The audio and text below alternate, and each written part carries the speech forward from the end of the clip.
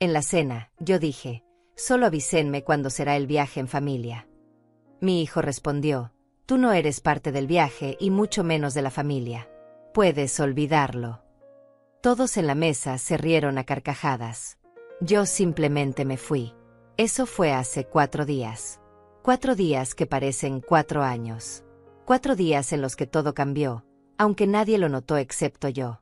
Ahora estoy aquí, sentada frente a Lucía Mezza, en su oficina con olor a café y papel viejo, mientras ella revisa un documento que yo misma le entregué hace 2 días. Lucía tiene 58 años, pero parece que el tiempo le respeta.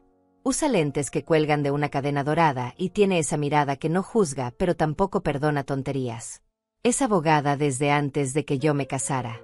La conocí en una boda hace décadas, cuando ambas éramos otras personas. Nunca pensé que algún día estaría sentada frente a ella por algo así. El sobremanila está sobre el escritorio. Es grande, grueso, sellado. Tiene el nombre de mi hijo escrito con letra de molde, Renato Godínez. Lucía lo toca con la punta de los dedos, como si supiera exactamente lo que significa. Y sí lo sabe. Lo sabe porque ella misma lo preparó. ¿Estás segura, Florencia? Me pregunta por tercera vez en la última hora. No es que dude de mí. Es que quiere asegurarse de que yo no dude de mí misma.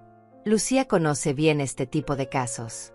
Sabe que muchas mujeres llegan hasta aquí y luego retroceden. Sabe que el amor de madre puede ser la cadena más pesada que existe. Pero yo no voy a retroceder. Estoy segura, le digo. Mi voz suena firme, más firme de lo que me he escuchado en años. Tal vez en décadas. Lucía asiente despacio, toma una pluma y me la extiende. Es una pluma plateada, elegante, de esas que pesan en la mano. La tomo y siento el frío del metal contra mis dedos. Hay 3 copias del documento frente a mí. Todas dicen lo mismo. Todas tienen el mismo título en la parte superior: demanda por incumplimiento de obligación financiera y apropiación indebida. Suena frío, legal, distante. Pero es exactamente lo que necesito. Exactamente lo que merezco. Firmo la primera copia. Luego la segunda. Luego la tercera. Mi nombre aparece 3 veces en tinta azul. Florencia Godínez. 60 años. Viuda. Madre. O al menos eso era lo que pensaba que era. Lucía recoge los documentos con cuidado, los coloca dentro del sobremanila y cierra el broche metálico con un clic seco. Ese sonido resuena en la oficina como una sentencia. Como una puerta que se cierra. O tal vez como una puerta que finalmente se abre. Mañana a primera hora se notifica, dice Lucía mientras escribe algo en su agenda. El proceso ya está en marcha. No hay vuelta atrás. Florencia. ¿Lo entiendes? Sí, lo entiendo. Lo entiendo perfectamente. No hay vuelta atrás. Y eso no me asusta. Lo que me asusta es que debí haber hecho esto hace años. Salgo de la oficina con una sensación extraña en el pecho. No es alivio. Todavía no. Tampoco es tristeza. Es algo intermedio. Algo que no tiene nombre pero que pesa menos que antes. Camino despacio por la calle, con mi bolso colgando del hombro y los lentes de sol puestos aunque el día está nublado. No quiero que nadie vea mis ojos. No porque esté llorando, sino porque no quiero explicar por qué no estoy llorando. Me detengo frente a una tienda de flores. Hay girasoles en la entrada, grandes, amarillos, vivos. Los miro un momento y pienso en comprar uno. Pero no lo hago. Ya no necesito llenar mi casa con cosas bonitas para sentirme acompañada. Ya no necesito nada de eso. Sigo caminando. Llego a mi casa cuando el sol ya está cayendo. Es una casa pequeña, de 2 pisos, con jardín al frente y una puerta de madera que mi esposo pintó de rojo hace 20 años. Él murió hace 12. 12 años en los que esta casa ha sido mi refugio, mi cárcel, mi memoria. 12 años en los que he vivido sola pero nunca en paz. Entro y cierro la puerta detrás de mí. El silencio me recibe como siempre. Dejo el bolso en la mesa de la entrada, me quito los zapatos y camino descalza hasta la sala. Me siento en el sofá, el mismo sofá donde mi hijo se sentó la última vez que vino a pedirme dinero. Eso fue hace 3 meses. No vino a visitarme. Vino a pedirme $15,000. Y yo se los di. Como siempre. Cierro los ojos y respiro hondo. El aire entra pesado, como si tuviera polvo. Tal vez lo tiene. Hace días que no limpio. Hace días que no hago nada más que pensar. Pensar en todo. En cómo llegué hasta aquí. En cómo permití que todo llegara hasta aquí. Pienso en Renato. En mi hijo. En el niño que cargué en brazos, que alimenté, que cuidé cuando tenía fiebre. En el adolescente rebelde que me gritaba pero que al final siempre volvía a abrazarme. En el hombre que formó una familia y que, según él, ya no me necesita. Excepto cuando necesita dinero. Pienso en la cena de hace 4 días. Pienso en sus palabras. Tú no eres parte del viaje y mucho menos de la familia. Todavía las escucho. Todavía siento el peso de cada sílaba. No fue lo que dijo. Fue como lo dijo. Con esa tranquilidad. Con esa frialdad. Como si estuviera hablando del clima. Como si yo no fuera su madre. Como si no fuera nada. Y todos se rieron. Paola, su esposa, fue la primera. Una risa corta, aguda, llena de satisfacción. Luego Diego, mi nieto de 8 años, que ni siquiera entiende por qué se ríe pero que imita todo lo que hacen sus padres. Y finalmente Renato. Él se rió último, pero fue el que más disfrutó hacerlo. Yo no dije nada. Me levanté, tomé mi suéter del respaldo de la silla, y me fui. No hubo gritos. No hubo llanto. No hubo drama. Solo silencio. Mi silencio. Y ese silencio fue más fuerte que cualquier cosa que hubiera podido decir. Abro los ojos y miro el techo de mi sala. Hay una mancha de humedad en la esquina que lleva meses ahí. Debería llamar a alguien para que la repare. Pero no lo hago. No tengo ganas. No tengo ganas de nada que no sea esto. Estar aquí, quieta, sintiendo como todo finalmente empieza a tener sentido. El sobre Manila ya está sellado. La demanda ya está firmada. Mañana, Renato recibirá la notificación. Y entonces sabré si realmente soy su madre o si solo fui su banco todos estos años. 4 días antes de firmar esos documentos, yo estaba nerviosa como una niña antes de su primera comunión. Me había arreglado el cabello, me había puesto el vestido beige que Renato me regaló el año pasado en mi cumpleaños, y llevaba en las manos una caja envuelta en papel plateado. Adentro había un juego de toallas bordadas que vi en el mercado y que pensé que le gustarían a Paola. Siempre he intentado caerle bien. Siempre he fallado. La casa de Renato está en una zona residencial nueva, de esas donde todas las casas parecen iguales pero cuestan una fortuna. Portón eléctrico, jardín perfectamente cortado, 2 autos en la entrada. Uno de esos autos lo pagué yo. Bueno, técnicamente fue un préstamo. $30,000 que nunca me devolvió. Pero eso no importaba esa noche. Esa noche yo solo quería estar con mi familia. Toqué el timbre y esperé. Escuché pasos adentro, risas, música baja. Luego la puerta se abrió y ahí estaba Diego, mi nieto, con su tablet en la mano y los audífonos colgando del cuello. «Hola, abuela», dijo sin mirarme realmente. Sus ojos seguían en la pantalla. «Hola, mi amor. ¿Cómo estás?» «Bien». Y se dio la vuelta, dejando la puerta abierta para que yo entrara sola. Cerré la puerta detrás de mí y caminé hacia la sala. La casa olía a comida recién hecha. Algo con ajo y tomate. Renato estaba en el sofá, también con el celular en la mano. Levantó la vista un segundo cuando me vio. «Hola, mamá». «Hola, hijo. Traje algo para Paola». Levanté la caja como si fuera un trofeo. Él asintió sin mucho interés y volvió a su pantalla. «Está en la cocina».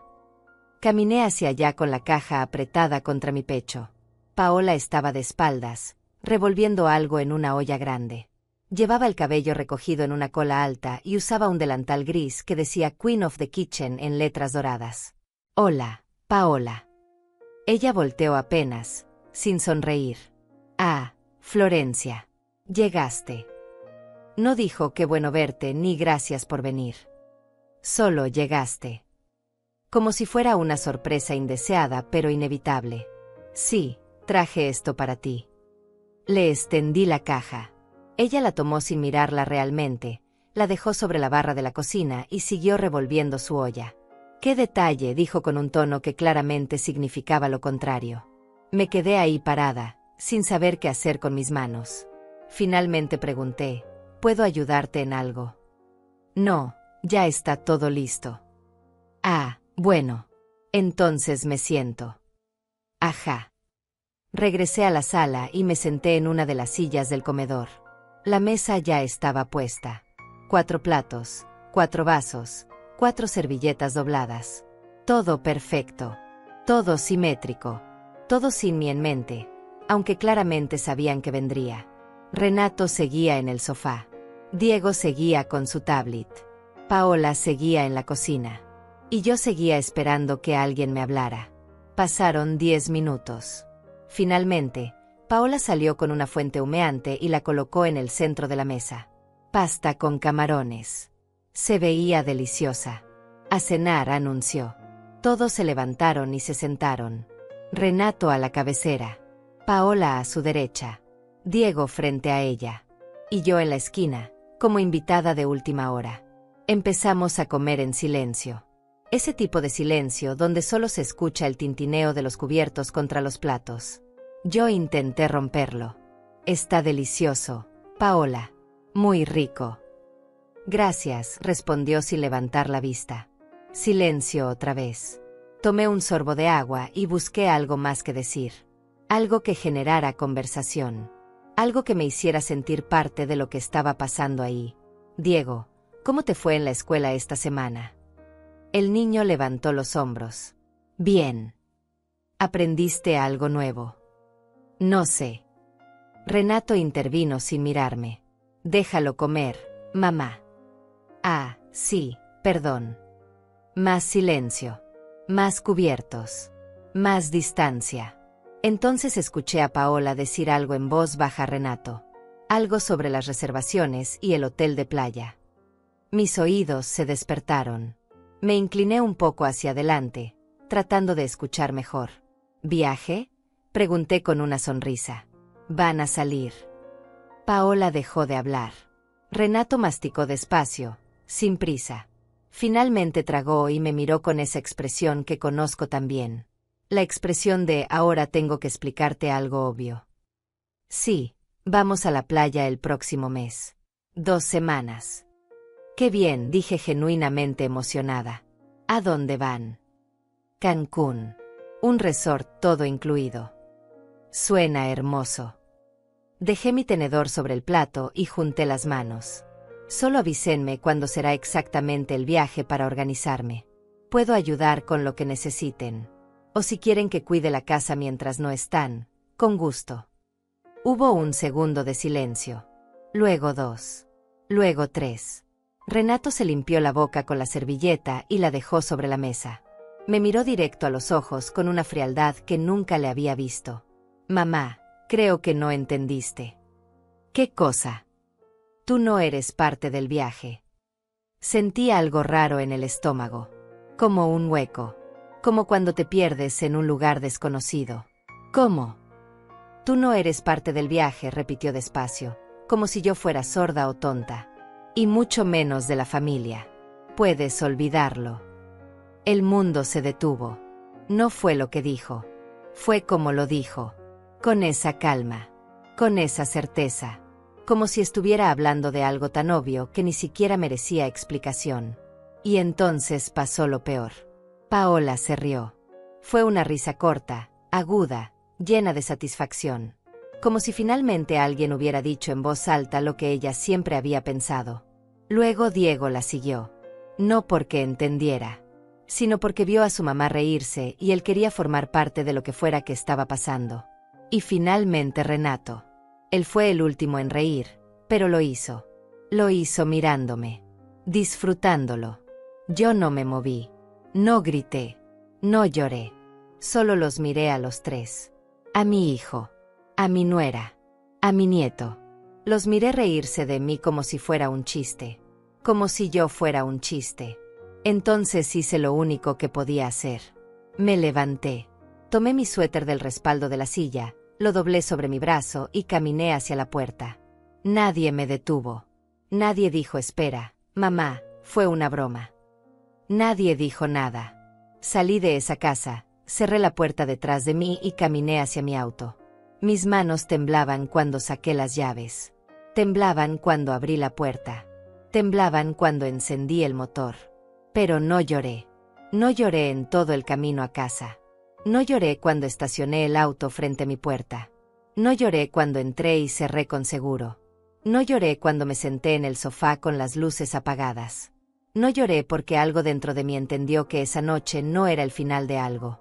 Era el principio de algo completamente diferente. Esa noche no dormí. Me quedé sentada en el sofá hasta que el sol empezó a colarse por las cortinas. No prendí la televisión. No revisé el teléfono. Solo me quedé ahí, mirando las sombras moverse por las paredes mientras mi cabeza repetía una y otra vez las mismas palabras. Tú no eres parte del viaje y mucho menos de la familia.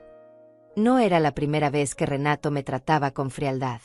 Tampoco era la primera vez que Paola me ignoraba o que Diego actuaba como si yo fuera invisible.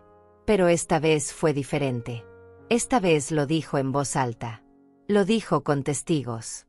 Lo dijo como una sentencia final. Y todos se rieron. Cuando amaneció, seguía en el mismo lugar. Mis piernas estaban entumecidas. Mi espalda dolía. Pero mi mente estaba más despierta que nunca. Me levanté despacio. Caminé a la cocina y puse agua a calentar. Preparé café sin pensar. 3 cucharadas. Agua hirviendo. Revolver despacio. Los mismos movimientos de siempre. Pero nada se sentía igual. Me senté a la mesa con la taza humeante entre las manos y miré por la ventana. Los vecinos ya estaban despiertos. El señor Arturo regaba sus plantas. La señora Celia sacaba la basura.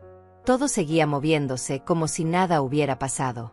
Pero para mí, algo había cambiado. Algo se había roto. Y no era mi corazón. Era algo más profundo. Era la imagen que tenía de mí misma. Durante años, me definí por ser madre. Después de que murió mi esposo, Renato se convirtió en mi mundo. En mi razón para levantarme. En mi propósito. Todo lo que hacía era pensando en él. En su futuro. En su bienestar, en su felicidad. Cuando terminó la universidad, le compré su primer auto. $8,000 que saqué de mis ahorros. Es un regalo, mamá me dijo. No tienes que preocuparte, te lo voy a pagar. Nunca lo hizo. Cuando quiso abrir su negocio, hipotequé esta casa para prestarle $80,000. Es un préstamo, mamá me dijo. En 2 años te lo devuelvo con intereses. Han pasado 5 años. No he visto un solo centavo. Cuando se casó, yo pagué la mitad de la boda. Te lo vamos a agradecer toda la vida, mamá me dijo. No me invitaron a escoger las flores. No me preguntaron mi opinión sobre el menú. Pero sí me pidieron el dinero. Cuando nació Diego, yo estuve ahí. Los primeros meses, iba todos los días. Cambiaba pañales, preparaba comida, limpiaba la casa mientras Paola descansaba. No sé qué haríamos sin ti, mamá me decía Renato. Luego dejaron de necesitarme. O más bien, dejaron de aparentar que me necesitaban. Y yo seguí dando. Seguí llamando. Seguí visitando. Seguí llevando regalos. Seguí siendo útil para que no me olvidaran. Porque en el fondo, siempre tuve miedo de esto. De que un día me dijeran exactamente lo que me dijeron anoche. Que no soy parte de la familia. Tomé un sorbo de café. Estaba amargo. No le puse azúcar. Últimamente nada me sabe bien. Me levanté y caminé hacia el estudio. Es un cuarto pequeño al fondo de la casa donde guardo papeles, fotos, recuerdos. Abrí el closet y saqué una caja de cartón vieja. Estaba llena de documentos. Recibos. Transferencias bancarias. Contratos firmados. Promesas escritas. Me senté en el suelo con la caja entre las piernas y empecé a revisarlos uno por uno.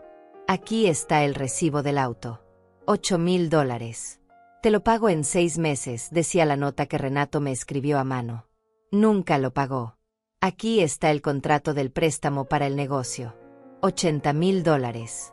Con mi firma y la suya. Plazo de pago, 24 meses.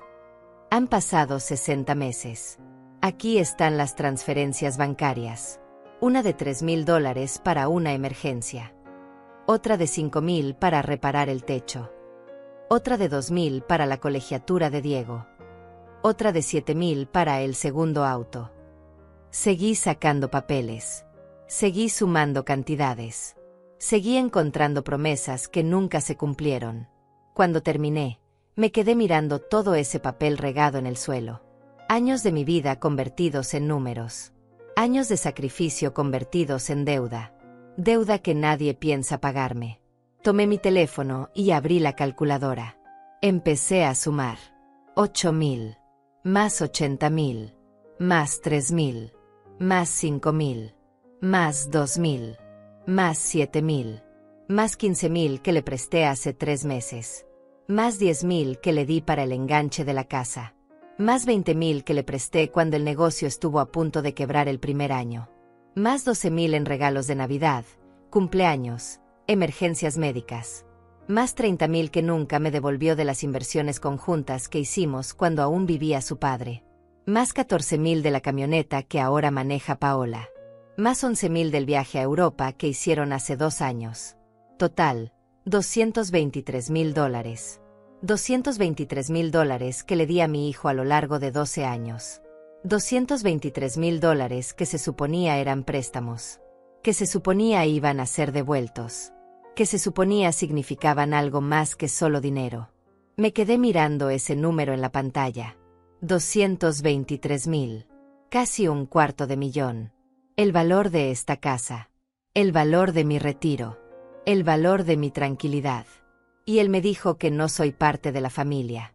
Apagué el teléfono y lo dejé caer sobre los papeles. Cerré los ojos y respiré hondo. No estaba enojada. Todavía no. Estaba en shock. En ese estado extraño donde todo parece irreal pero al mismo tiempo demasiado claro. Me levanté del suelo y guardé todos los documentos de vuelta en la caja. La cerré con cuidado y la puse sobre el escritorio. Luego salí del estudio y volví a la cocina. El café ya estaba frío. Lo tiré en el fregadero y lavé la taza. Mis manos se movían solas. Jabón. Agua. Secar. Guardar. Todo automático. Miré el reloj de la pared. Eran las 9 de la mañana. Un día normal. Un viernes cualquiera. Pero yo no era la misma persona que había sido el jueves por la noche. Tomé mi teléfono y lo miré. Ninguna llamada de Renato. Ningún mensaje. Ningún perdón. Mamá, me pasé. Nada. Y ahí fue cuando lo entendí de verdad. Para él, anoche no pasó nada importante. Anoche fue solo otra cena. Otra vez que me puso en mi lugar. Otra vez que me recordó que ya no me necesita. Que nunca me necesitó realmente. Solo necesitó mi dinero. Pero para mí, anoche cambió todo. Porque por primera vez en 12 años, desde que murió mi esposo, me vi a mí misma con claridad. Vi lo que me había convertido. Vi cómo había permitido que me trataran. Vi cómo había confundido ser necesaria con ser amada. Y vi que tenía 223.000 razones para dejar de permitirlo. Dejé el teléfono sobre la mesa y me fui a bañar. El agua caliente me cayó sobre los hombros como un perdón que me daba a mí misma. Lloré ahí adentro. Finalmente lloré. Pero no eran lágrimas de tristeza. Eran lágrimas de claridad. De liberación. De rabia contenida que empezaba a convertirse en algo más útil. Cuando salí, me vestí despacio. Pantalones oscuros. Blusa blanca. Zapatos cómodos. Me peiné el cabello y me vi al espejo. 60 años. Viuda. Madre. O tal vez no. Tal vez solo era Florencia. Y tal vez eso era suficiente. Los siguientes 3 días pasaron en un silencio que nunca antes había experimentado. No era el silencio triste de cuando murió mi esposo. Tampoco era el silencio vacío de los domingos sola. Era un silencio diferente. Un silencio que tenía peso. Que tenía propósito. No llamé a Renato. No le escribí. No me asomé por su casa. No pregunté cómo estaba Diego. No fingí que nada había pasado. Por primera vez en 12 años, no hice absolutamente nada para mantener el contacto. Y él tampoco. El viernes pasó. El sábado pasó. El domingo pasó. Ni una llamada. Ni un mensaje. Ni un «¿estás bien, mamá?» Nada. Como si yo realmente no existiera. Como si mi ausencia no hiciera diferencia alguna en sus vidas. Pero sí la hacía en la mía. El sábado me levanté temprano y limpié toda la casa. No porque estuviera sucia, sino porque necesitaba mover el cuerpo. Necesitaba hacer algo con las manos mientras mi cabeza procesaba todo. Sacudí cada mueble. Lavé cada plato. Barrí cada rincón. Y con cada movimiento, sentía que algo dentro de mí también se estaba limpiando. El domingo fui al mercado sola. Compré flores frescas para la mesa. Compré frutas. Compré pan recién horneado. Compré todo lo que me gustaba a mí, sin pensar en lo que le gustaba a Renato o en lo que Diego podía comer si venían de visita. Porque no iban a venir. Y yo estaba empezando a aceptarlo. En la tarde, me senté en el jardín con una taza de té. Hacía años que no hacía eso. Simplemente sentarme. Sin prisa. Sin culpa. Sin sentir que debería estar haciendo algo más útil. Los pájaros cantaban. El viento movía las hojas. El sol se escondía despacio detrás de los árboles. Y yo estaba en paz. Bueno, no exactamente en paz. Pero estaba más cerca de eso de lo que había estado en mucho tiempo. El lunes por la mañana tomé una decisión. Abrí el closet del estudio, saqué la caja de documentos y la puse sobre la mesa del comedor. La abrí y volví a sacar todos los papeles. Todos los recibos. Todas las transferencias. Todas las pruebas de que mi hijo me debía más de $200,000. Tomé mi teléfono y busqué en los contactos. Ahí estaba. Lucía Mezza. La había conocido hace años en una boda. Ella era abogada, especializada en derecho familiar y civil. Habíamos hablado un par de veces en reuniones sociales. Siempre me pareció una mujer seria, directa, de las que no pierden el tiempo. Le escribí un mensaje. Hola, Lucía. Soy Florencia Godínez. No sé si me recuerdas. Nos conocimos en la boda de la hija de Ernestina hace unos años. Necesito asesoría legal. ¿Tienes tiempo esta semana?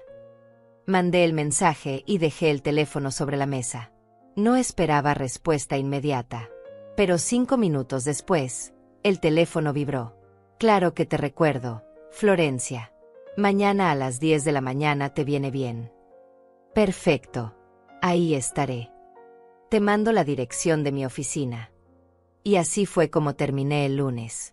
Con una cita programada. Con una decisión tomada. Con un camino nuevo que daba miedo, pero que se sentía correcto. Esa noche revisé todos los documentos de nuevo. Los organicé por fecha. Los separé por tipo. Préstamos. Transferencias. Regalos que debieron ser reembolsados. Promesas escritas. Todo lo que pudiera servir. Metí todo en una carpeta nueva que compré en la papelería de la esquina. Una carpeta color café. Sencilla. Profesional. La cerré y la dejé lista junto a mi bolso. Me fui a dormir más temprano de lo normal. Pero otra vez no pude. Me quedé mirando el techo, pensando en todo. En cómo había llegado hasta aquí. En cómo una madre llega al punto de demandar a su propio hijo. Pero luego pensé en las palabras de Renato. Tú no eres parte de la familia. Y entonces supe que no estaba demandando a mi hijo. Estaba recuperando mi dignidad. El martes amaneció gris. Nubes bajas que amenazaban con lluvia, pero que nunca se decidían a soltar el agua. Me vestí con cuidado. Pantalones negros. Blusa beige. Un saco ligero. Nada exagerado. Nada dramático. Solo presentable. Llegué a la oficina de Lucía 15 minutos antes de la cita. Estaba en un edificio pequeño de 3 pisos en el centro. Subí las escaleras despacio, con la carpeta apretada contra mi pecho. La recepción era simple. Un escritorio. Una secretaria joven que me sonrió cuando entré. Florencia Godínez. Sí. La licenciada la está esperando. Segunda puerta a la izquierda. Caminé por el pasillo. Las paredes estaban llenas de diplomas y certificados. Toqué la puerta. Adelante. Entré. Lucía estaba sentada detrás de un escritorio de madera. Tenía el cabello corto, canoso, bien peinado. Usaba lentes que colgaban de una cadena dorada. Cuando me vio, se levantó y me extendió la mano. Florencia, qué gusto verte. Igualmente. Lucía, gracias por recibirme. Siéntate, por favor. Me senté frente a ella. Coloqué la carpeta sobre mis piernas. Lucía se acomodó en su silla y me miró con atención. Cuéntame, ¿en qué puedo ayudarte? Respiré hondo. No sabía por dónde empezar. Así que empecé por lo más reciente. Hace 4 días, mi hijo me dijo que no soy parte de su familia. Lucía no cambió su expresión. Solo asintió. ¿En qué contexto? En una cena. Frente a su esposa y mi nieto. Todos se rieron. Entiendo. ¿Y qué pasó después? Me fui. No he hablado con él desde entonces. ¿Él te ha buscado? No. Lucía tomó una pluma y un cuaderno. ¿Esto es la primera vez que pasa algo así? No. Pero es la primera vez que lo dice tan claro. ¿Qué tipo de relación tienen? Complicada. Bajé la mirada. Él es mi único hijo. Su padre murió hace 12 años. Desde entonces, he estado sola. Siempre lo apoyé. Siempre lo ayudé. Con todo. Con todo incluye dinero. Sí. ¿Cuánto dinero? Abrí la carpeta y saqué la hoja donde había hecho las sumas. Se la extendí. Lucía la tomó y la leyó en silencio. Sus ojos recorrieron cada línea, cada cantidad, cada fecha. Cuando terminó, levantó la vista. $223,000. Sí. ¿Tienes documentos que respalden estas cantidades? Todos. Saqué el resto de los papeles y los coloqué sobre el escritorio. Recibos, transferencias, contratos firmados, promesas escritas. Lucía empezó a revisarlos uno por uno. No dijo nada durante varios minutos. Solo leía, solo analizaba. Finalmente, dejó todo sobre el escritorio y se quitó los lentes. Florencia, ¿qué es lo que quieres hacer? Esa pregunta me tomó por sorpresa. No porque no supiera la respuesta, sino porque era la primera vez que alguien me la hacía. Quiero que me devuelva lo que me debe. ¿Estás dispuesta a ir a un proceso legal? Sí. Aunque sea tu hijo. Precisamente porque es mi hijo. Lucía asintió despacio. Entiendo. Esto no va a ser fácil. No emocionalmente. Lo sé. Él va a enojarse. Su familia va a ponerse en tu contra. Van a decir cosas. Van a intentar hacerte sentir culpable. Ya lo hacen. Lucía me miró fijamente. ¿Estás segura? Completamente. Ella tomó su pluma y empezó a escribir. Entonces vamos a empezar.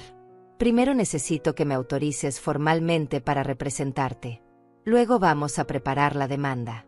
Con estos documentos, tenemos un caso sólido. ¿Cuánto tiempo tomará?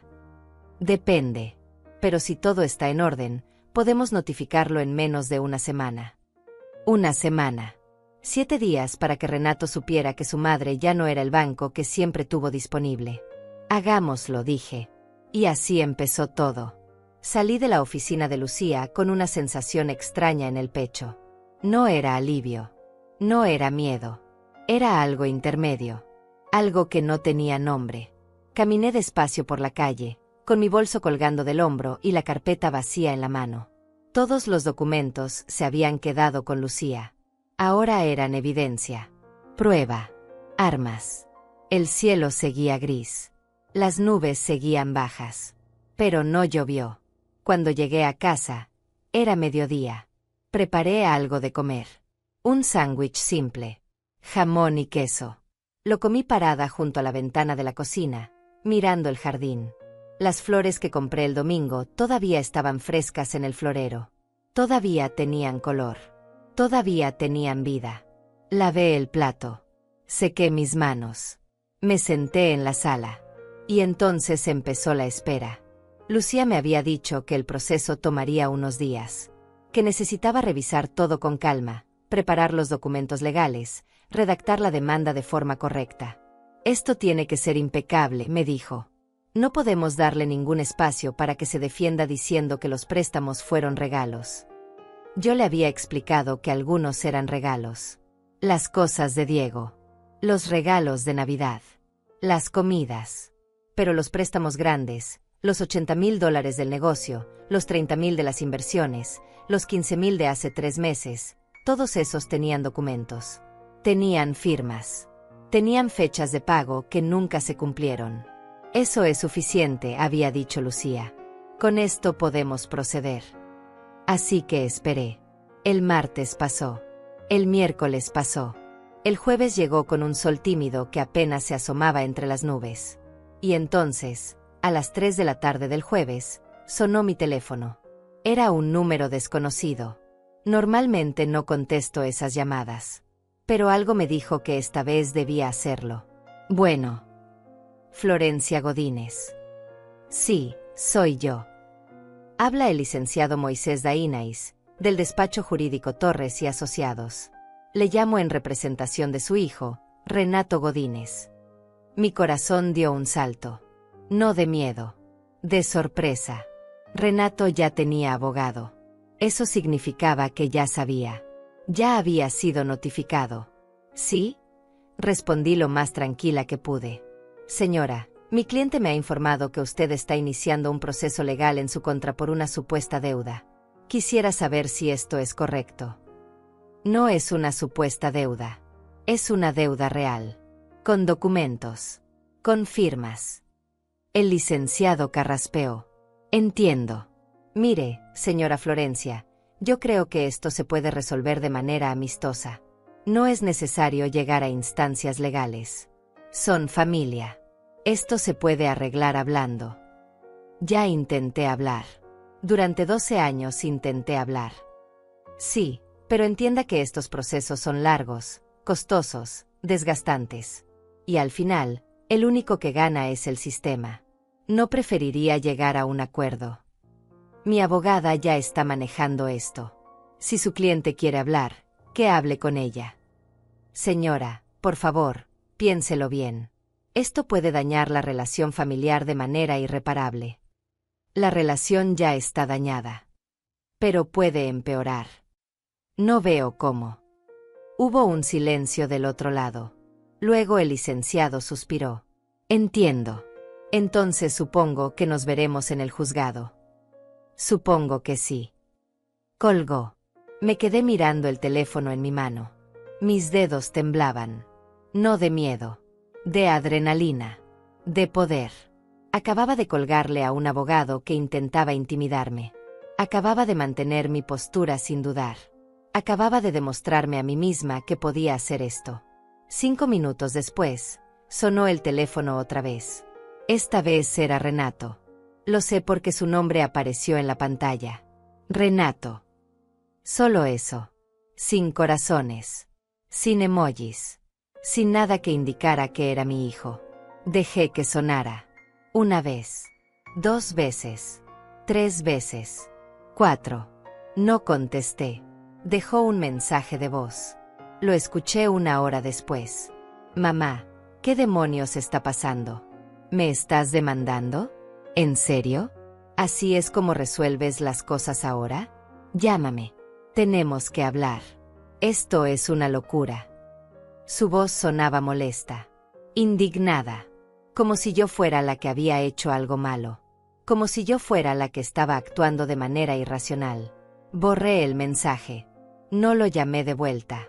Media hora después, llegó un mensaje de texto. Mamá, contesta. No puedes hacer esto. Soy tu hijo. Luego otro. Llámame. Por favor. Luego otro.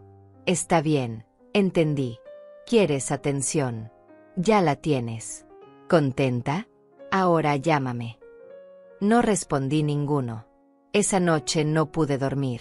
No por culpa. No por miedo. Sino por la cantidad de emociones que estaban pasando por mi cuerpo al mismo tiempo. Estaba enojada. Estaba triste. Estaba aliviada. Estaba asustada. Estaba fuerte. Todo al mismo tiempo. Me levanté a la 1 de la mañana y me preparé un té.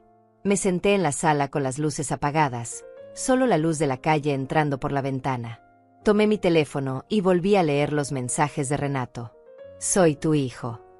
Esas 3 palabras me golpearon más fuerte que todo lo demás. Porque ahí estaba el problema. Siempre había sido el problema. Él era mi hijo.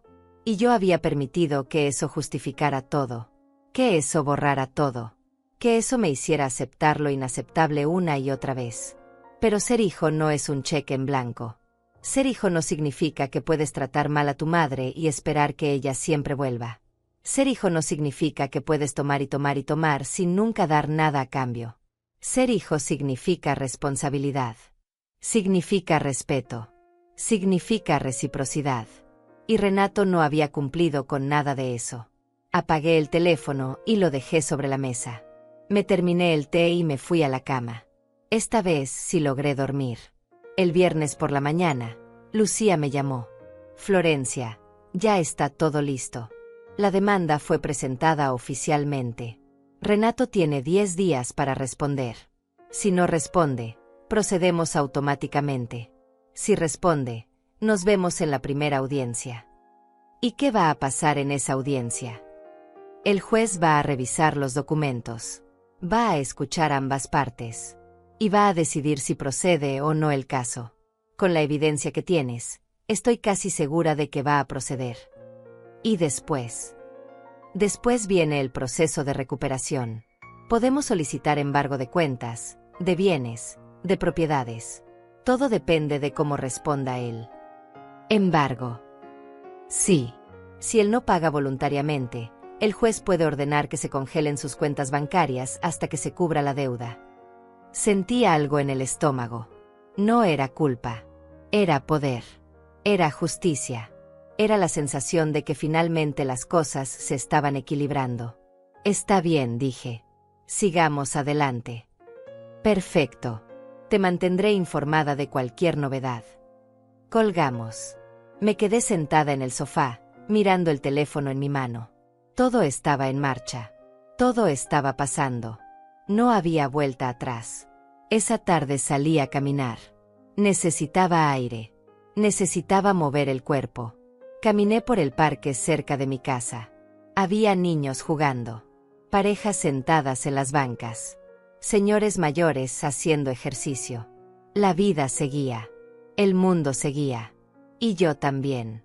Me senté en una banca bajo un árbol grande. Cerré los ojos y respiré hondo. El aire olía a pasto recién cortado. A tierra mojada. A comienzo. Pensé en mi esposo. En lo que él diría si estuviera aquí. Probablemente me diría que estoy haciendo lo correcto. Que Renato necesita aprender. Que el amor no significa aguantar todo. O tal vez me diría que estoy exagerando. Que es nuestro hijo. Que las familias no se demandan. Pero él no está aquí. Y yo sí. Y esta decisión es mía. Abrí los ojos y miré el cielo. Las nubes finalmente se habían ido. El sol brillaba limpio. Claro. Directo. Y por primera vez en días, sonreí. No fue una sonrisa grande. No fue una sonrisa de felicidad. Fue una sonrisa de aceptación. De paz. De saber que estaba haciendo lo correcto, aunque doliera. Aunque fuera difícil. Aunque nadie más lo entendiera. Me levanté de la banca y caminé de regreso a casa. Cuando llegué, había un auto estacionado frente a mi puerta. Era el auto de Renato. Me detuve en la acera. El auto estaba ahí, estacionado justo frente a mi puerta. Un sedán gris que yo había ayudado a pagar. $30,000 hace 3 años. Es una inversión en mi negocio, mamá me había dicho entonces. Necesito un auto que dé buena imagen. Las ventanas estaban oscuras. No podía ver si había alguien adentro. Pero sabía que estaba ahí. Podía sentirlo. Caminé despacio hacia mi puerta. Saqué las llaves de mi bolso. Mis manos no temblaban. Estaba tranquila. Más tranquila de lo que esperaba estar. Cuando llegué a los escalones, la puerta del auto se abrió. Renato salió. Tenía 35 años. pero en ese momento parecía un niño caprichoso que no había conseguido lo que quería. Traía puesta una camisa arrugada, jeans oscuros, el cabello despeinado. Se veía cansado, ojeroso, estresado. Mamá dijo con voz tensa: tenemos que hablar. No tenemos nada de qué hablar. ¿Cómo que no? Me estás demandando. ¿Te parece poco? Subí los escalones sin mirarlo. Metí la llave en la cerradura. Mamá, por favor. No entres todavía. Dame 5 minutos. Ya te di 12 años. Abrí la puerta y entré. Intenté cerrarla, pero él puso el pie en el marco. Mamá, esto es ridículo. No puedes demandarme. Soy tu hijo. Precisamente porque eres mi hijo deberías haberme respetado. ¿Respetar? ¿De qué hablas? Yo siempre te he respetado. Lo miré directo a los ojos. Hace una semana me dijiste que no soy parte de tu familia. Todos se rieron. Tú también. Él bajó la mirada. Por un segundo pareció avergonzado. Pero solo por un segundo. Fue una broma, mamá. Solo fue una broma. Estábamos jugando. No fue una broma. Y yo no estaba jugando. Está bien, me pasé. Lo siento. Ya. ¿Contenta? Lo siento. Ahora quita la demanda. No. ¿Cómo que no? Lo que escuchaste. No voy a quitar la demanda. Renato dio un paso hacia adelante. Yo di un paso hacia atrás. Mamá, ¿entiendes lo que estás haciendo? Vas a arruinar mi vida. El banco ya congeló mis cuentas. No puedo pagar la nómina. No puedo pagar a los proveedores. Mi negocio se va a caer. Debiste pensar en eso antes. ¿Antes de qué? ¿Antes de hacer una broma? ¿En serio vas a destruir mi vida por una estúpida broma? No es por la broma. Es por todo. ¿Por todo qué? Por los $223,000 que me debes. Renato se quedó callado. Abrió la boca. La cerró. La volvió a abrir. Eso no es una deuda. Tú me diste ese dinero. Eras mi mamá ayudando a su hijo. Eran préstamos. Con fechas de pago. Con firmas. Con promesas. Pero eres mi mamá. Las mamás no le cobran a sus hijos. Las mamás tampoco merecen ser humilladas. Renato se pasó las manos por el cabello. Respiró hondo. Cuando volvió a hablar, su voz era diferente. Más suave. Más calculada. Mamá, escúchame. Sé que la regué. Sé que dije algo que no debí. Pero esto es demasiado. Piensa en Diego. Es tu nieto. Si mi negocio se cae, él va a sufrir. ¿Quieres eso? Diego no es mi responsabilidad. Es tuya. Pero lo amas. Sé que lo amas. Claro que lo amo. Pero eso no significa que tenga que sacrificarme por él. No es sacrificio. Es familia. La familia no funciona en una sola dirección, Renato. Él cerró los ojos. Apretó los puños.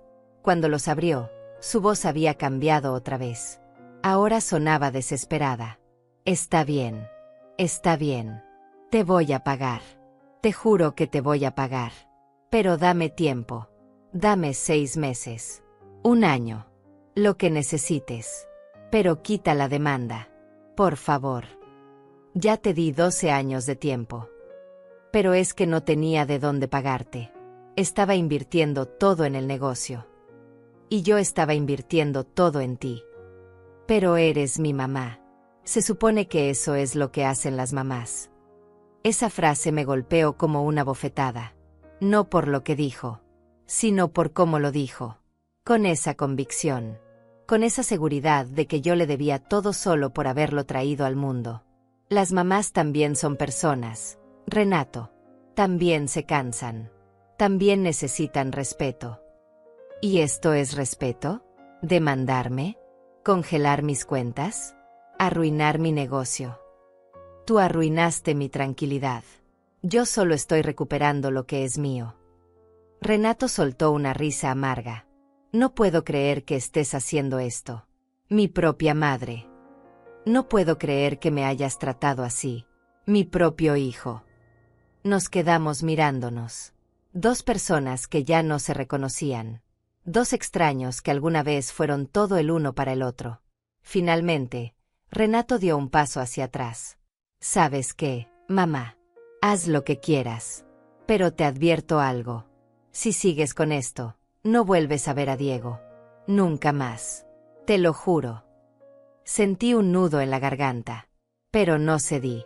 Esa es tu decisión. No la mía. Es tu decisión. Tú estás eligiendo el dinero sobre tu familia. Tú elegiste el dinero sobre tu madre hace mucho tiempo.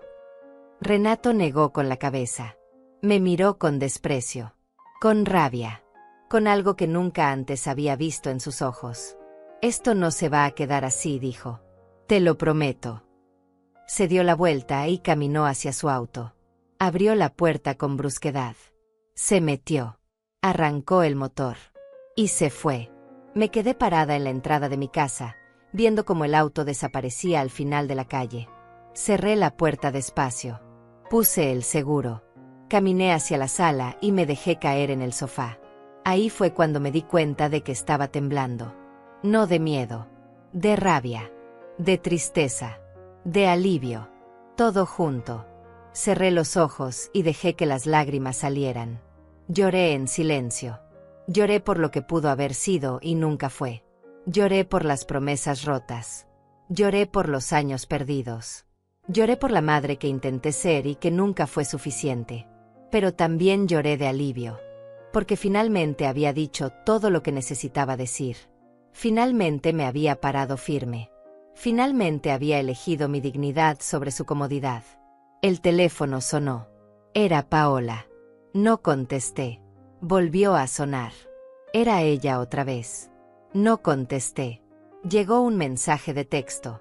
Florencia, tienes que parar esto. Estás siendo egoísta. Piensa en tu nieto. Bloqueé el número. Llegó otro mensaje. Esta vez de un número desconocido. Señora Godínez, soy la mamá de Paola. No sé qué está pasando entre ustedes, pero lo que está haciendo no está bien. Los hijos se equivocan. Las madres perdonan. Así es como funciona. Bloqueé ese número también. Me levanté del sofá y fui a la cocina. Preparé café. Me senté a la mesa. Tomé mi teléfono y llamé a Lucía. ¿Florencia? ¿Estás bien? Sí. Renato vino a mi casa. ¿Qué pasó? Intentó que quitara la demanda. Le dije que no. ¿Cómo reaccionó? Me amenazó. Dijo que si sigo con esto, no vuelvo a ver a mi nieto. Lucía suspiró. Es una táctica común. Quieren asustarte. Quieren que sientas culpa. Y funciona. Eso depende de ti. Me quedé en silencio. Tomé un sorbo de café. Estaba caliente. Amargo. Real. No voy a ceder, dije finalmente. Me alegra escucharlo. Porque esto apenas comienza. Lo sé. Van a seguir presionando. Van a intentar hacerte sentir mal. Van a buscar aliados. Van a inventar historias. Déjalos. ¿Estás segura? Completamente. Entonces seguimos adelante. Seguimos adelante. Colgué. Me terminé el café. Lavé la taza. Sequé mis manos. Y sonreí. Porque por primera vez en mi vida, no estaba huyendo. No estaba cediendo. No estaba permitiendo que me pisotearan. Estaba peleando. Y aunque doliera, aunque asustara, aunque me costara todo, sabía que estaba haciendo lo correcto. Los siguientes días fueron una batalla silenciosa. No hubo gritos. No hubo golpes. Pero hubo guerra. Una guerra hecha de mensajes ignorados, llamadas no contestadas, y miradas de los vecinos que ya empezaban a hablar. El sábado por la mañana, Lucía me llamó con noticias. Florencia, el abogado de Renato presentó una respuesta. Está alegando que los préstamos fueron en realidad donaciones. Dice que no hay obligación legal de devolver dinero que una madre le da a su hijo voluntariamente. Pero hay documentos. Hay firmas. Lo sé. Y eso es lo que vamos a usar. El lunes tenemos la primera audiencia. Necesito que vengas preparada. Que traigas todo lo que tengas. Recibos originales. Correos electrónicos. Mensajes de texto donde él prometió pagarte. Todo. Lo tengo todo. Perfecto. Nos vemos el lunes a las 9 de la mañana en el juzgado. Te mando la dirección. Pasé el fin de semana organizando todo. Saqué la caja del estudio otra vez. Revisé cada papel, cada recibo, cada transferencia bancaria. Busqué en mi correo electrónico todos los mensajes donde Renato me pedía dinero. Encontré docenas. Mamá, necesito 5,000 para una emergencia. Te pago en 2 meses. Mamá, el banco me está presionando. ¿Puedes prestarme 10,000?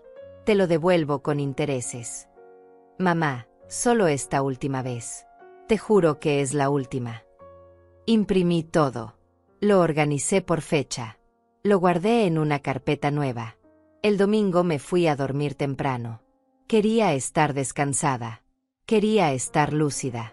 Quería estar fuerte. Pero no pude dormir. Me quedé despierta pensando en todo. En cómo había llegado hasta aquí. En si estaba haciendo lo correcto. En si mi esposo estaría orgulloso de mí o decepcionado. A las 4 de la mañana me levanté. Preparé té. Me senté en la sala con una cobija sobre las piernas. Miré por la ventana. La calle estaba vacía. Las luces estaban apagadas. Todo dormía excepto yo. Pensé en Diego. En mi nieto de 8 años. En sus ojos curiosos. En su risa fácil. En cómo me abrazaba cuando era más pequeño. En cómo ahora apenas me miraba. Renato me había amenazado con no dejármelo ver. Y probablemente cumpliría su amenaza. Pero yo no podía ceder. Porque si cedía ahora, ¿qué le estaba enseñando a Diego? ¿Que está bien aprovecharse de la gente? ¿Que las madres no merecen respeto? ¿Que el amor es algo que se puede explotar sin consecuencias? No. Yo no iba a enseñarle eso. Aunque me costara su presencia, yo no iba a enseñarle eso. El lunes amaneció frío. Me vestí con cuidado. Pantalones negros. Blusa blanca. Un saco gris. Nada exagerado. Nada dramático. Solo digno. Llegué al juzgado a las 8:30. Lucía ya estaba ahí, esperándome en la entrada. Traía un portafolio de piel y los lentes colgando de la cadena dorada. ¿Lista?, me preguntó. Lo más que puedo. Es suficiente. Entramos juntas. El juzgado era un edificio viejo con pasillos largos y piso de mosaico. Olía a papel viejo y café barato. Había gente esperando en bancas de madera. Algunos hablaban en voz baja. Otros solo miraban el suelo. Nos sentamos en una banca cerca de la sala de audiencias. Lucía revisó los documentos una última vez. Recuerda, me dijo. Sé clara. Sé directa. No te pongas emocional. Solo responde lo que te pregunten. Nada más. Entendido. A las 9 en punto, se abrió la puerta de la sala. Una secretaria salió con una tablilla. Caso Godínez contra Godínez. Me levanté. Las piernas me temblaban un poco. Lucía me tomó del brazo. Tranquila. Tú puedes. Entramos. La sala era pequeña. Había un escritorio grande al frente donde estaba el juez. Un hombre mayor con lentes gruesos y una expresión seria. A un lado estaban las bancas para los abogados y las partes. Y del otro lado estaba Renato. Lo vi y sentí algo en el pecho. No sé si fue dolor o rabia o tristeza. Tal vez todo junto. Estaba sentado junto a su abogado, el licenciado Moisés Dainais. Un hombre joven con traje oscuro y corbata roja. Renato me miró cuando entré. Yo no aparté la vista. Nos miramos por 3 segundos que parecieron 3 horas. Luego me senté junto a Lucía. El juez habló primero. Buenos días. Estamos aquí para revisar la demanda presentada por la señora Florencia Godínez contra el señor Renato Godínez por concepto de deuda no pagada. La parte demandante está lista. Lucía se levantó. Sí, su señoría. La parte demandada. El licenciado Dainais se levantó. Sí, su señoría. Proceda la parte demandante. Lucía sacó los documentos. Los colocó sobre la mesa. Empezó a hablar con voz clara y firme. Su señoría, mi clienta está demandando a su hijo por la devolución de $223,000 prestados a lo largo de 12 años. Tenemos evidencia documental de cada una de estas transacciones. Contratos firmados. Transferencias bancarias. Correos electrónicos donde el demandado prometió devolver el dinero. Todo está documentado. El juez tomó los papeles y empezó a revisarlos. Pasaron varios minutos. Nadie habló. Solo se escuchaba el ruido de las hojas al pasar. Finalmente, el juez levantó la vista. La parte demandada tiene algo que decir. El licenciado Dainais se levantó. Sí, su señoría. Nosotros alegamos que estos no fueron préstamos sino donaciones. La señora Godínez le daba dinero a su hijo voluntariamente. No había obligación legal de devolución. Es una práctica común entre familiares. El juez miró a Renato. Señor Godínez. Renato se levantó. Tragó saliva. Sí, su señoría. Mi mamá siempre me ayudaba. Pero nunca fue con la condición de que yo le pagara. Ella lo hacía porque quería. Porque era mi mamá. El juez volvió a mirar los documentos. Sacó uno en particular. Lo leyó en voz alta. Aquí hay un contrato firmado por ambas partes. Fecha: 15 de marzo de 2020. Monto: $80,000. Concepto: préstamo para inicio de negocio. Plazo de pago: 24 meses. Firma del prestamista: Florencia Godínez. Firma del prestatario: Renato Godínez. El juez levantó la vista. Esto no parece una donación. El licenciado Dainais carraspeó. Su señoría, mi cliente firma lo que su madre le pide que firme. Pero eso no significa que hubiera una intención real de cobrar. ¿Y por qué firmaría la señora Godínez un documento así si no tenía intención de cobrar? Silencio. El juez volvió a revisar los papeles. Luego miró a Lucía. ¿Tiene algo más que agregar? Lucía se levantó. Sí, su señoría. Además de los documentos formales, tenemos mensajes de texto donde el señor Godínez promete explícitamente devolver el dinero. Correos electrónicos donde pide préstamos, no regalos. Y testimonios de que la señora Godínez hipotecó su casa para darle ese dinero. Esto no fue una donación. Fue un sacrificio que el demandado nunca ha honrado. El juez asintió despacio. Entiendo. Miró a Renato. Señor Godínez, ¿tiene manera de pagar esta deuda? Renato se puso pálido. No, su señoría. No en este momento. ¿Cuánto puede pagar mensualmente? Yo. No lo sé. Mi negocio está pasando por dificultades. Tiene bienes. El licenciado Dainais intervino. Su señoría, mi cliente tiene una casa y 2 vehículos. Pero todo está a nombre de su esposa. El juez alzó una ceja. ¿A nombre de su esposa? Sí, su señoría. ¿Y cuándo se hicieron esas transferencias de propiedad? El licenciado dudó. Recientemente. ¿Qué tan recientemente? La semana pasada. El juez cerró los ojos. Negó con la cabeza. Señor Godínez, usted transfirió todos sus bienes a nombre de su esposa después de saber que su madre lo iba a demandar. Renato no contestó. Responda la pregunta. Sí, su señoría. El juez golpeó la mesa con un bolígrafo. Eso se llama ocultamiento de bienes. Es ilegal. Y no me agrada nada. El licenciado Dainais intentó hablar. Su señoría, solo fue una medida preventiva. Una medida preventiva para evadir sus responsabilidades. El juez lo interrumpió. No me gusta esto. No me gusta nada. Miró a Lucía. La parte demandante solicita embargo preventivo. Lucía asintió. Sí, su señoría. Solicitamos congelamiento de cuentas bancarias y embargo de los bienes transferidos. El juez escribió algo. Concedido. Se ordena el congelamiento inmediato de todas las cuentas bancarias del señor Renato Godínez.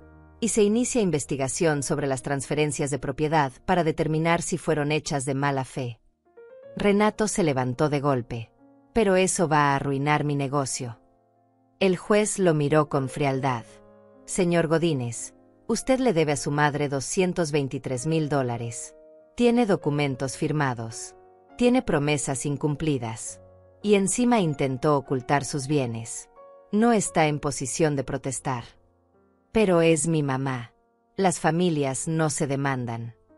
Las familias tampoco se aprovechan unas de otras. El juez golpeó su escritorio con el mazo.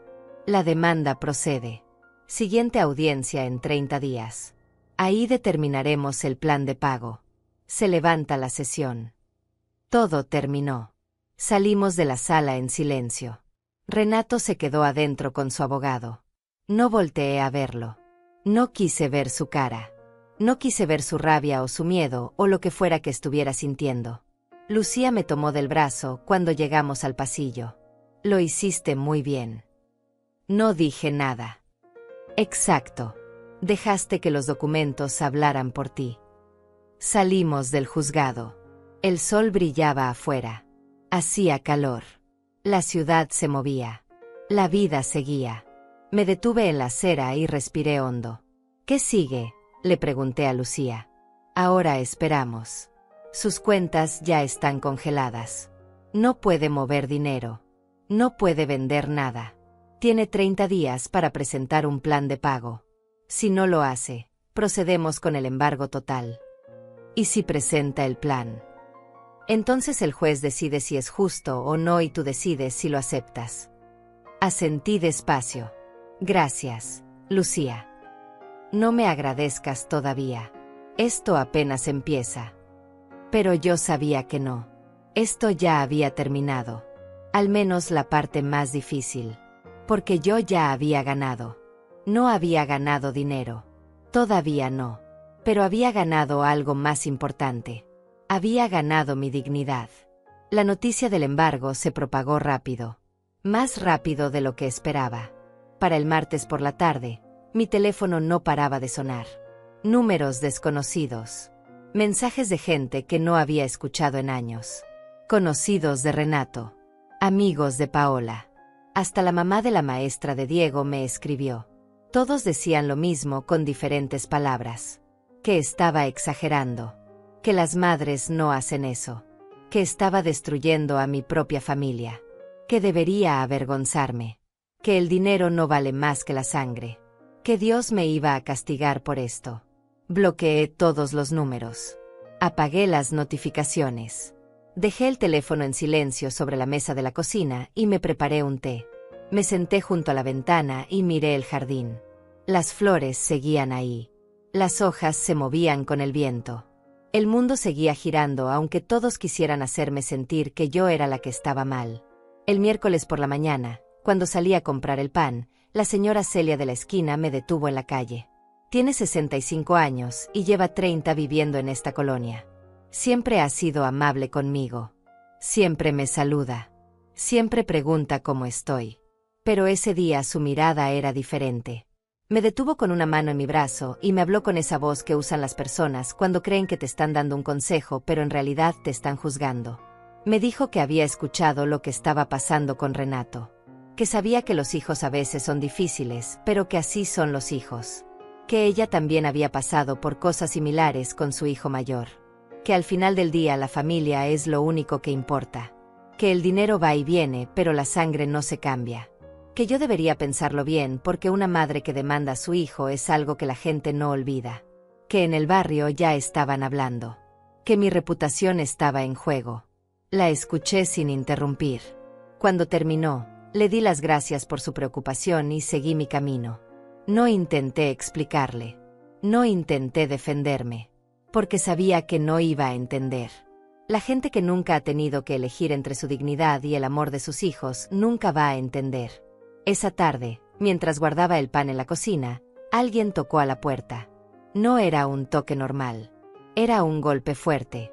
Insistente. Desesperado. Miré por la ventana antes de abrir. Era Paola. Traía a Diego de la mano. El niño tenía los ojos rojos como si hubiera estado llorando. Abrí la puerta, pero no los dejé pasar. Paola se veía diferente. El cabello despeinado. Sin maquillaje. Los ojos hinchados. Parecía no haber dormido en días. Me miró con una mezcla de rabia y desesperación y me dijo que teníamos que hablar. Que esto no podía seguir así. Que Renato estaba deshecho. Que el negocio se estaba cayendo. Que los empleados no habían cobrado. Que los proveedores estaban amenazando con demandar. Que todo lo que habían construido se estaba derrumbando por mi culpa. Me preguntó si eso era lo que yo quería. Si quería ver a mi hijo en la ruina. Si quería que Diego creciera viendo cómo su abuela destruyó a su padre. La miré en silencio. Luego miré a Diego. El niño no me veía a los ojos. Solo miraba sus zapatos. Le pregunté a Paola si alguna vez había pensado en cómo me sentí yo cuando todos se rieron de mí en esa cena. Si alguna vez se preguntó qué se siente que tu propia familia te diga que no eres parte de ella. Si alguna vez consideró que tal vez yo también merecía respeto. Paola no respondió. Solo apretó la mano de Diego y me dijo que yo era una vieja amargada que no entendía cómo funcionaba el mundo moderno. Que en las familias de verdad la gente se apoya sin esperar nada a cambio. Que lo que yo estaba haciendo no era justicia sino venganza. Que Dios iba a cobrarme esto algún día. Le respondí que Dios ya me había cobrado suficiente con 12 años de ser invisible. Cerré la puerta despacio. Escuché como Paola gritaba algo desde afuera, pero no pude entender qué. Luego escuché pasos alejándose. Un auto arrancando. Silencio otra vez. Me quedé parada detrás de la puerta durante varios minutos. Las manos me temblaban. No de miedo. De rabia. De tristeza. De todo. Caminé a la sala y me senté. Cerré los ojos y respiré hondo. El teléfono vibró sobre la mesa. Era un mensaje de un número que no tenía guardado. Decía que si no quitaba la demanda me iba a arrepentir. Que tenían maneras de hacerme entender. Que era mi última oportunidad. Lo leí 2 veces. Luego tomé una captura de pantalla y se la envié a Lucía. Me respondió de inmediato diciéndome que eso era intimidación y que podíamos presentar una denuncia adicional. Le dije que no quería más problemas. Solo quería que esto terminara de una vez. El jueves por la noche estaba viendo televisión cuando escuché un ruido afuera. Un golpe seco contra algo de metal. Me asomé por la ventana y vi que alguien había rayado mi auto. Con pintura negra. Una sola palabra. Traidora. Salí a la calle. Miré el auto. Miré alrededor. No había nadie. Las luces de las casas vecinas estaban apagadas. Todo dormía. Volví a entrar. Cerré con seguro. Llamé a Lucía otra vez. Esta vez me dijo que ya no podíamos ignorar esto. Que teníamos que reportarlo. Que esto estaba escalando. Le dije que estaba bien. Que hiciera lo que tuviera que hacer. El viernes fui a la estación de policía. Presenté la denuncia. Mostré las fotos del auto. Mostré los mensajes amenazantes. El oficial que me atendió era un hombre joven con cara de aburrimiento. Tomó nota de todo sin mucho interés. Me dijo que probablemente fueron muchachos haciendo travesuras. Que en estos tiempos ya no se puede confiar en nadie. Que tuviera cuidado. Que pusiera cámaras en mi casa. Nada más. No me hizo sentir segura. No me hizo sentir protegida. Solo me hizo sentir más sola. Regresé a casa cuando ya oscurecía. Las calles estaban vacías. El viento movía las hojas secas por la acera. Entré y cerré la puerta. Puse el seguro. Revisé todas las ventanas. Todas las puertas. Todo estaba cerrado. Pero no me sentía segura. Me sentía asediada. Me sentía atacada. Me sentía cansada. Me senté en la sala con las luces apagadas. Solo la luz de la calle entraba por las cortinas. Pensé en todo lo que había pasado en las últimas 2 semanas. En cómo había pasado de ser una madre invisible a ser una enemiga pública. En cómo había pasado de no existir para ellos a ser lo único en lo que pensaban. En cómo el dinero había cambiado todo. O tal vez no había cambiado nada. Tal vez solo había revelado lo que siempre estuvo ahí. El teléfono vibró. Era Lucía. Me escribía para decirme que Renato había presentado una contrapropuesta. Ofrecía pagar $50,000 en 5 años. 10,000 por año. Me preguntaba si quería considerarlo. Hice los cálculos en mi cabeza. 50,000 de 223,000. Menos de una cuarta parte. Y en 5 años. Cuando yo ya tendría 65. Si es que vivía tanto. Si es que él cumplía. Si es que todo salía bien. Le respondí a Lucía que no. Que eso no era aceptable. Que o pagaba todo o nos veíamos en el juicio final. Ella me dijo que estaba bien. Que era mi decisión. Que ella me apoyaba. Que nos veríamos en la siguiente audiencia. Esa noche dormí mejor que en días. No porque estuviera tranquila, sino porque estaba segura. Segura de que estaba haciendo lo correcto. Segura de que no iba a ceder. Segura de que esto terminaría como tenía que terminar. Pasaron 3 semanas más antes de la siguiente audiencia. 3 semanas en las que el mundo pareció detenerse y acelerarse al mismo tiempo. 3 semanas en las que aprendí que la soledad puede ser tanto un castigo como un regalo. Dejé de salir tanto. Dejé de contestar llamadas. Dejé de explicarme. Simplemente existí en mi propia burbuja, esperando que el proceso legal siguiera su curso. Lucía me llamaba cada 2 días para mantenerme informada. Me decía que el abogado de Renato seguía intentando negociar. Que habían subido la oferta a $70,000 en 3 años. Luego a $90,000 en 2 años. Cada vez que me llamaba con una nueva propuesta, mi respuesta era la misma. No hasta que fuera una cantidad justa y un plazo razonable. No hasta que hubiera un reconocimiento real de la deuda completa. La mañana de la audiencia final me levanté antes del amanecer. Preparé café. Me senté en la cocina y miré por la ventana como el cielo pasaba de negro a gris a rosa.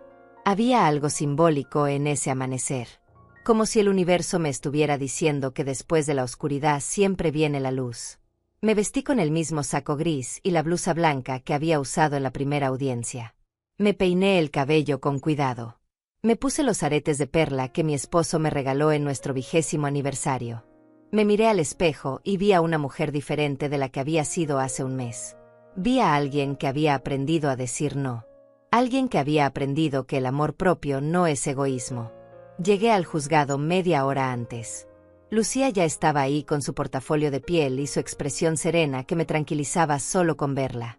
Me dijo que había noticias. Que esa mañana temprano el abogado de Renato había llamado con una oferta final. $140,000 pagados en 18 meses. Era más de la mitad de la deuda. Era un plazo razonable. Era algo que técnicamente podía considerarse un acuerdo justo. Me quedé en silencio pensando. Lucía me explicó que si aceptaba esa oferta, todo terminaría hoy. Que el juez ratificaría el acuerdo. Que Renato tendría que cumplir o enfrentar consecuencias penales. Que yo recibiría ese dinero y podría cerrar este capítulo de mi vida. Pero también me dijo algo más. Me dijo que si no me parecía suficiente, podíamos seguir adelante. Que ella creía que podíamos ganar el caso completo. Que los documentos eran sólidos. Que el juez claramente estaba de nuestro lado. Le pregunté qué haría ella en mi lugar. Lucía se quitó los lentes y me miró directo a los ojos. Me dijo que esa no era una pregunta legal, sino emocional. Que técnicamente $140,000 era una victoria. Que recuperaría más de la mitad de lo que había perdido. Pero que también entendía si yo quería pelear por todo. Que era mi decisión y que cualquiera que tomara, ella me apoyaría. Pensé en los últimos 12 años. En todo lo que había dado. En todo lo que había sacrificado. En todas las veces que dije sí cuando debía haber dicho no. Pensé en mi esposo. En lo que él hubiera querido para mí. Pensé en Diego. En cómo esta pelea lo estaba afectando aunque no fuera su culpa. Pensé en Renato. En el niño que fue y en el hombre en que se había convertido. Y finalmente pensé en mí. En la mujer de 60 años que merecía paz más que venganza. Que merecía dormir tranquila más que tener razón absoluta. Le dije a Lucía que aceptaba la oferta. Que $140,000 en 18 meses era suficiente. Que no porque no mereciera más. Sino porque yo merecía terminar con esto. Ella asintió y fue a hablar con el abogado de Renato. Cuando entramos a la sala de audiencias, Renato ya estaba ahí. Se veía diferente. Más delgado. Más pálido. Más cansado. No me miró cuando entré. Mantuvo la vista en sus manos. El juez llegó puntual y nos pidió que nos pusiéramos de pie. Lucía explicó que las partes habían llegado a un acuerdo. El juez revisó los documentos que el abogado de Renato había presentado. Leyó en voz alta los términos. $140,000 pagados en 18 cuotas mensuales de $7,777. Primera cuota en 30 días. Si se incumplía cualquier pago, se activaría automáticamente el embargo total de bienes. El juez nos preguntó si ambas partes estábamos de acuerdo. Lucía dijo que sí. El abogado de Renato dijo que sí. El juez nos pidió que firmáramos. Lucía firmó primero. Luego yo. Luego el abogado de Renato. Finalmente Renato. El juez golpeó su escritorio con el mazo y declaró el caso cerrado con acuerdo vinculante. Dijo que esperaba que ambas partes cumplieran con lo acordado y que la familia pudiera sanar. Todos se levantaron. Todos recogieron sus cosas. Renato se acercó antes de que yo pudiera salir. Se paró frente a mí con las manos en los bolsillos y la cabeza un poco baja. Me dijo que quería que supiera algo. Que nunca pensó que llegaríamos hasta aquí. Que nunca creyó que yo realmente lo haría. Que siempre asumió que al final yo cedería como siempre había cedido. Me dijo que había aprendido algo en estas semanas. Que había entendido que me había dado por sentado. Que había asumido que mi amor era incondicional y por lo tanto podía hacer lo que quisiera sin consecuencias. Me dijo que no estaba seguro si algún día podría perdonarme por esto, pero que entendía por qué lo había hecho. Lo escuché sin interrumpir. Cuando terminó, le dije que yo tampoco estaba segura de poder perdonarlo a él. Pero que tampoco estaba buscando su perdón. Que lo que estaba buscando era mi dignidad. Y que eso no era algo que él pudiera darme o quitarme. Que era algo que yo había recuperado por mí misma. Le dije que esperaba que cumpliera con los pagos. Que si lo hacía, tal vez algún día podríamos volver a hablar. Tal vez algún día podríamos reconstruir algo. Pero que eso dependía de él. Que la pelota estaba en su cancha. Renato asintió despacio. Me preguntó si podía abrazar a su mamá una última vez. Le dije que podía abrazarme, pero que no era la última vez. Que era simplemente un abrazo diferente. El abrazo de dos personas que habían peleado y que ahora tenían que aprender a coexistir con esa historia. Nos abrazamos brevemente. Fue incómodo. Fue triste. Pero fue honesto. Cuando nos separamos, Renato se fue con su abogado sin voltear atrás. Lucía y yo salimos del juzgado juntas. El sol brillaba afuera con una intensidad que me hizo cerrar los ojos por un segundo. Cuando los abrí, todo parecía más claro. Más nítido. Más real. Lucía me preguntó cómo me sentía. Le dije que sentía muchas cosas al mismo tiempo. Alivio. Tristeza. Orgullo. Miedo. Esperanza. Todo mezclado en una emoción que no tenía nombre, pero que se sentía como libertad. Pasaron 6 meses. Renato cumplió con los primeros 6 pagos. Cada primero de mes, sin falta, llegaba la transferencia a mi cuenta. $7,777. No me llamaba. No me escribía. Solo pagaba. Y eso era suficiente. Yo tampoco lo buscaba. Necesitaba tiempo. Los dos necesitábamos tiempo. Un día recibí un mensaje de texto de un número desconocido. Era Diego. Me decía que había encontrado mi número en el teléfono de su papá. Que quería saber si podía visitarme algún día. Que me extrañaba. Que había escuchado cosas de adultos que no entendía bien, pero que sabía que había habido problemas. Que solo quería ver a su abuela. Le respondí que por supuesto que podía visitarme. Que las puertas de mi casa siempre estarían abiertas para él. Que lo amaba. Que nada de lo que había pasado entre su papá y yo cambiaba eso. 2 semanas después, Renato me llamó. Me preguntó si era cierto que Diego me había escrito. Le dije que sí. Me preguntó si realmente estaba bien que él viniera. Le dije que más que bien. Que Diego no tenía culpa de nada y que no iba a castigarlo por los errores de los adultos. Renato se quedó en silencio por un momento. Luego me dijo que el siguiente domingo me lo traería, que podíamos pasar la tarde juntos, que él regresaría a recogerlo más tarde. Ese domingo preparé el almuerzo favorito de Diego: pasta con albóndigas. Limpié la casa. Puse flores frescas en la mesa. Cuando llegaron, Renato se quedó en el auto. Diego bajó corriendo y me abrazó con esa fuerza que solo los niños tienen. Me dijo que me había extrañado mucho. Yo le dije que yo también. Pasamos la tarde jugando, hablando, riendo, como antes, como siempre debió ser. Cuando Renato vino a recogerlo, subió hasta la puerta. Me dio las gracias. Le dije que no tenía que agradecer nada, que Diego era mi nieto y que siempre sería bienvenido. Renato asintió. Nos despedimos con un saludo cordial, todavía distante, todavía incómodo, pero menos hostil que antes. Hoy, cuando me siento en mi jardín con una taza de té y miro las flores que planté hace unos meses, pienso en todo lo que pasó. Pienso en la mujer que era hace un año, en cómo permitía que me trataran, en cómo confundía el amor con el sacrificio. Y me doy cuenta de algo importante. No perdí a mi familia cuando puse límites. Recuperé mi dignidad.